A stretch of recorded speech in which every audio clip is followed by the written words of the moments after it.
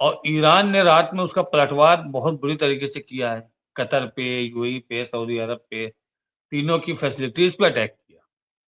और ऐसा नहीं है कि उनकी जितनी फैसिलिटीज है सब पे अटैक किया, उन उन फैसिलिटीज पे अटैक किया जिसमें इंटरेस्ट अमेरिका का था, उस पे नहीं किया है जिसपे अमेरिका का इंटरेस्ट नहीं था, जिसमें फुल फ्लैश इनका अपना खुद का इंटरेस्ट था, जिसमें अमेरिकन कंपनियों का इंटरेस्ट था, उस पे अटैक किया है। तो ये बहुत बड़ी इकोनॉमी है अमेरिका की। डोनाल्ड ट्रंप तड़प गए। अच्छा, एक चीज और चमत्कार समझ में आ रहा है हमको कि जो चीजें सामने दिख रही हैं और पीछे क्या है। अब तो रेगुलर इनका रक्षा मंत्री ही आ रहा है, कार्ड्स। नेतन्याहू नहीं आ रहे हैं और कह भी रहे हैं कि जिंदा हैं। और उसने यहां तक कहा है कि इजराइल किसी से परमिशन लेने के लिए बाध्य नहीं है, मजबूर नहीं है। यानी उसके सामने अमेरिका इज नथिंग।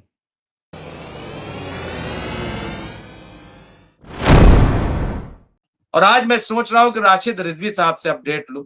आज काफी अचाच बचाच है, तो सदर साहब इजाजत है, राशिद रिजवी साहब से स्टार्ट करते हैं और इनसे अपडेट। और आज का जी राशिद रिजवी साहब, बिस्मिल्लाह। मुमताज भाई, हमको हंसी आ रही है अरब के लोगों पर कि जब याद होगा कतर पे हमला किया था इजराइल ने हमास के लीडरान को मारने के लिए, तो यही झुंड इकट्ठा हुआ था चूहों का और प्रस्ताव पास किया गया। प्रस्ताव में कुछ था ही नहीं। आप इजराइल को खबरदार करने की हिम्मत ही नहीं है आपकी। तो अगर आपके अंदर सलाहियत इजराइल से लड़ने की नहीं है और आप ईरान से लड़ने की धमकी दे रहे हो, जिसने इजराइल और अमेरिका दोनों को घुटने पे ला दिया, तो ताज्जुब लगता है। दूसरी चीज,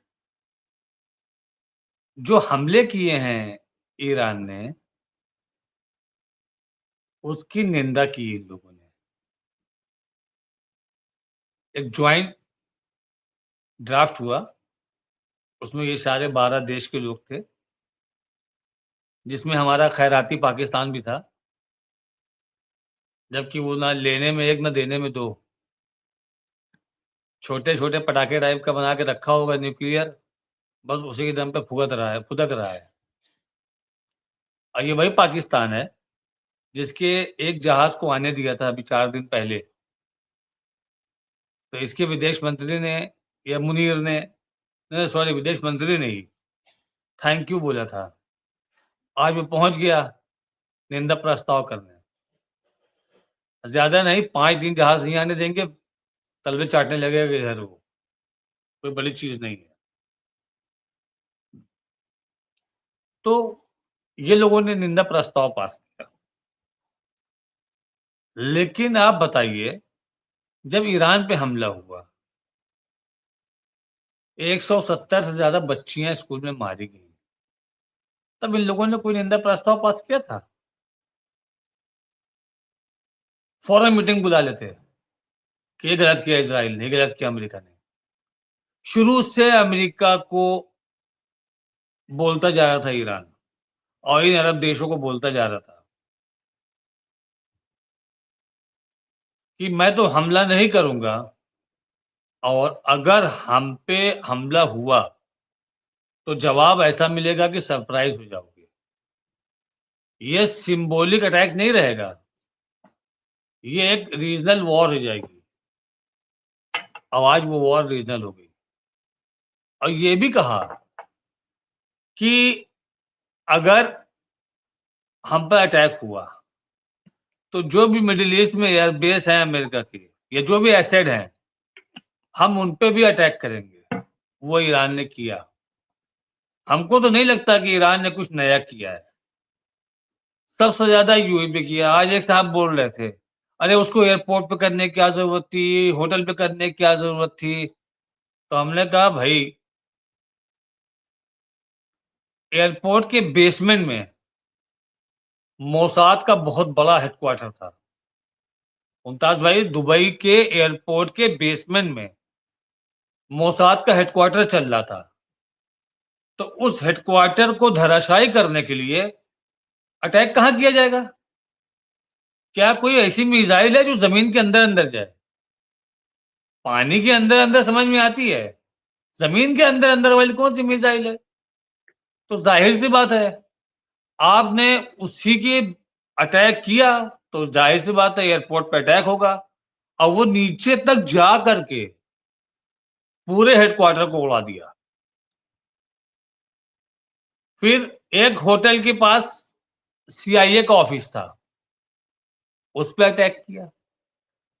एयरबेस से भाग करके जो लोगों ने होटलों में पनाह ली थी, मोसाद के अधिकारी थे, सीआईए के अधिकारी थे, या इनके आर्मी के अधिकारी थे, कि उनको खतरा था वहां पर एयरबेस पे, क्योंकि एयरबेस पे इनके भी क्वार्टर्स होते हैं, लेकिन खतरा था कि इंटरसेप्ट नहीं हो पाया तो दिक्कत हो जाएगी, तो भाग के गए होटल में। ईरान को इंटेलिजेंस मिल गया कि ये लोग होटल में हैं। ईरान ने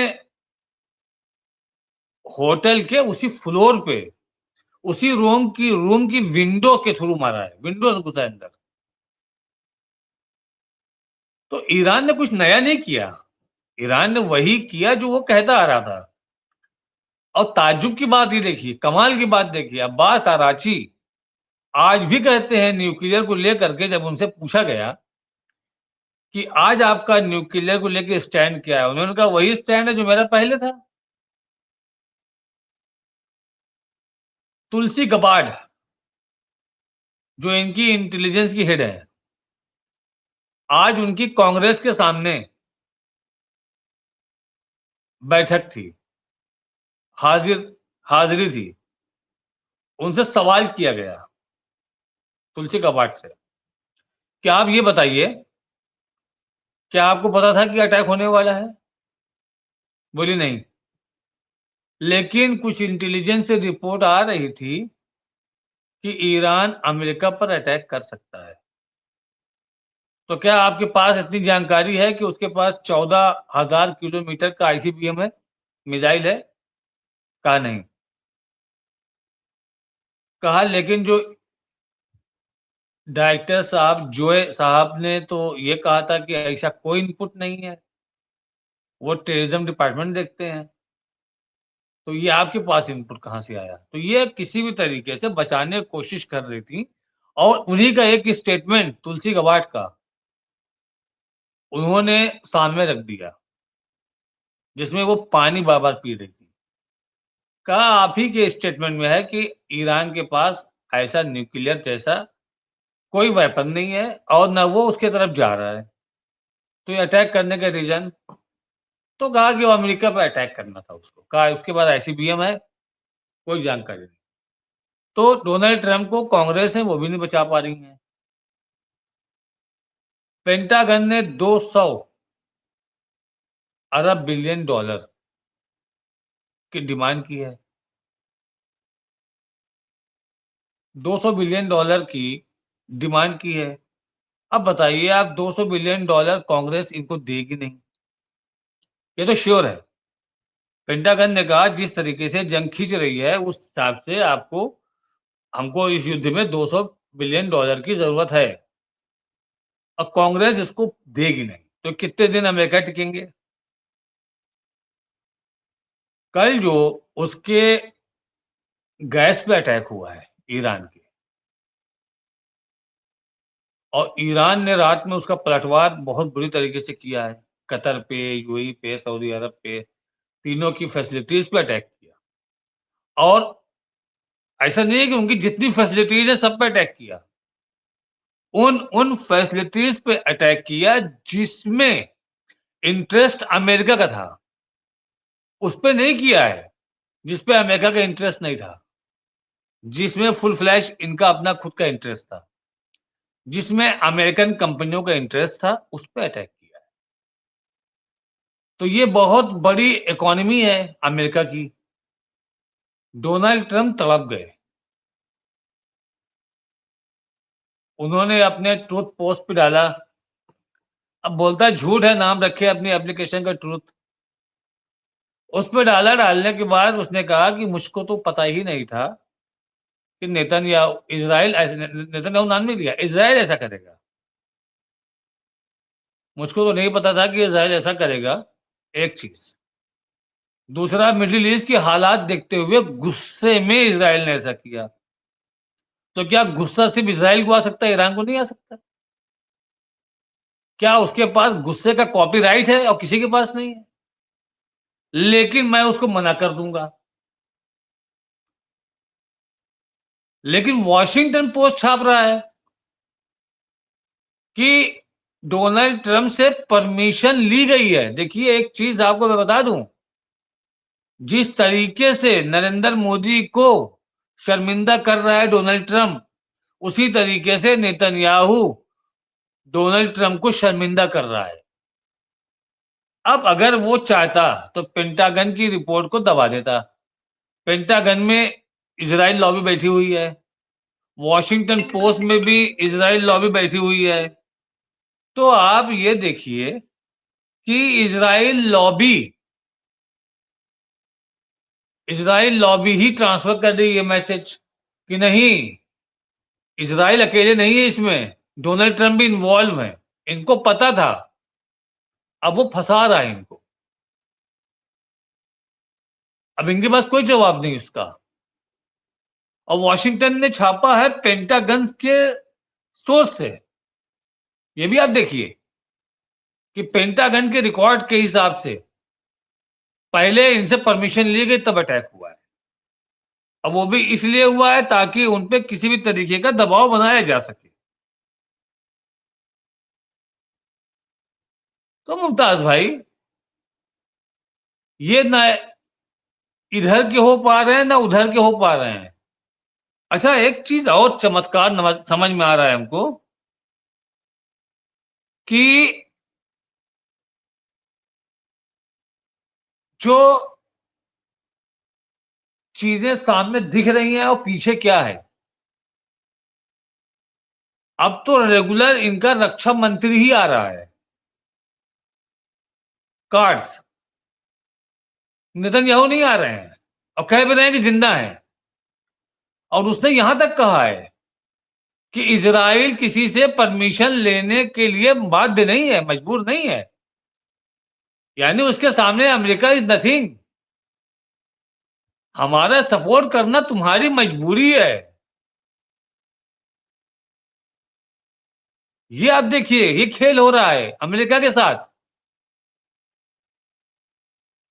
और अगर आप ईरान को देखेंगे, ईरान का मोरल अभी भी हाई है। अभी ईरान ने, क्योंकि जब तक वो हूतियों वाला पत्ता नहीं खोलेगा, जब तक वो हूतियों वाला पत्ता नहीं खोलेगा, तब तक हम नहीं समझेंगे कि कहीं से भी प्रेशर में ईरान है। अभी उसने हूतियों कहां उतारा है। और आप ये देखिएगा, कल नमाज हो जाने दीजिए, उसके बाद आप देखिए कितना खुल के ईरान मारता है। एक पूछा गया अब्बास अराची से, आप ये बताइए, डोनाल्ड ट्रंप बात करना चाहते हैं, आप बात क्यों नहीं करना चाहते ऑन टेबल? उन्होंने कहा कि सबसे पहली चीज कि रमजान के महीने में शैतान से बात की भी नहीं जाती। अब वो बड़ा शैतान है। दूसरी चीज, एक बार ठोकर खाने वाला गाफिल माना जा सकता है, और एक ही पत्थर से 2 बार ठोकर खाने वाला बेवकूफ माना जाता है। ऑन टेबल 2 बार हो गया है। अब जो होगा मैदान जंग में होगा, इनको मैं भागने नहीं दूंगा। कहा, इनको मैं भागने नहीं दूंगा। तो जो स्थिति में फंसे हुए, और कमाल की देखिए बात मुमताज भाई, कि ब्रिटेन के जो सर्विस एडवाइजर हैं, ब्रिटेन के जो सुरक्षा सलाहकार हैं, वो लोग सब कूद गए इसमें। वो ये बोल रहे हैं कि पूरी गलती नेतन्याहू की और डोनाल्ड ट्रंप की है। बात अच्छी खासी चल रही थी, मैं भी उसमें इन्वॉल्व था, एक एक पल की रिपोर्ट चल रही थी और ये बात तय हो गई थी कि 2 तारीख को ऑस्ट्रिया में मीटिंग होगी। ऑस्ट्रेलिया नहीं, ऑस्ट्रिया, एक कंट्री ऑस्ट्रिया है, वहां मीटिंग होगी 2 तारीख को, और 28 तारीख को हमला कर दिया गया। और अगर आप पिछला रिकॉर्ड निकाल के देखिए तो नेतन्याहू कभी भी अमेरिका से रिलेशन ईरान के सही नहीं होने देना चाहता। नेतन्याहू की चाल ही अलग है। दोनों ने साथ में अटैक जरूर किया है, लेकिन अमेरिका का इंटेंशन फ्यूल था, क्रूड ऑयल था, और नेतन्याहू का इंटेंशन डिस्ट्रॉय करना था ईरान को। रिजीम चेंज करना दोनों के इंटेंशन में नहीं था, क्योंकि दोनों जानते थे कि ईरान का रिजीम चेंज करना इम्पॉसिबल है। तो डोनाल्ड ट्रंप इसके झांसे में आ गए, और पिछले बार भी जब बातचीत बिल्कुल फाइनल स्टेज पे आई, इसने अटैक कर दिया। इस बार भी फाइनल स्टेज की तरफ जा रही थी, ये अपना यूरेनियम डाइल्यूट करने को तैयार हो गए थे, उस लेवल तक जिस लेवल तक अमेरिका कह रहा था। लेकिन क्योंकि डोनाल्ड ट्रंप ने एक को अपना दोस्त समझा, दूसरे को अपना दामाद समझा, सोचा कि सही रिपोर्ट देंगे, और ये दोनों सबसे पहले तो यहूदी हैं, बाद में उनके दोस्त हैं और दामाद हैं, और ये एजेंट बने हुए थे इजराइल के, और इजराइल चाहता था कि वॉर हो। इन्होंने जाकर के ब्रीफ किया अमेरिका, और बहुत निगेटिव ब्रीफ किया कि अमेरिका मेरा कुछ नहीं कर सकता, मेरे पास इतना है यूरेनियम, 60% है, इसको मैं 90% 2 महीने में कर सकता हूं, और मैं करूंगा, मैं देखता हूं कैसे अमेरिका इसको रोकता है। डोनाल्ड ट्रंप को उन्होंने चढ़ाया, और कान में कच्चा आदमी है भी, उसने इजराइल कहा तैयार हो जाओ। और बाद में जब ये जंग में फंस गया तो बोलता है खुद आकर के मीटिंग में, प्रेस कॉन्फ्रेंस में, कि कुशनर और बिस्कॉफ ने हमको बताया था, हमारे रक्षा मंत्री ने हमको बताया था ऐसा ऐसा, वो लोग उन्होंने हमको सही इंफॉर्मेशन नहीं दी। अरे तुमने 170 मासूम बच्चों को मार दिया, किस इंफॉर्मेशन पे मार दिया? क्या तुम्हारी इंटेलिजेंस है? क्या तुम्हारी इंटेलिजेंस है?